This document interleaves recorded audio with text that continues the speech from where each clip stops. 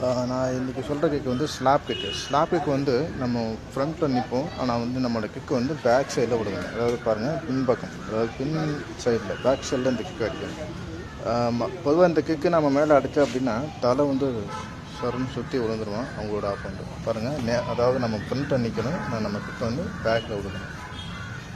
Slab விடுவான் kick.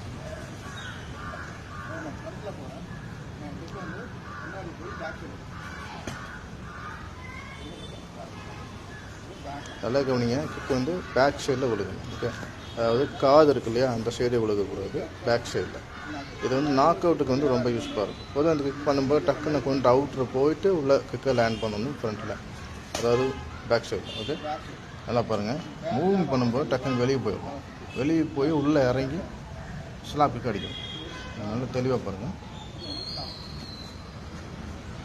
இப்போ வந்து லெஃப்ட் சைடு பண்ணுறேன். லெஃப்ட் சைடு வந்து இப்போ ஃபஸ்ட்டு காது பக்கத்தில் விடுக்குது. இப்போ அடிக்க போகிற கிக்கு நல்லா கவனிங்க, பேக் சைடில் நல்லா பாருங்க.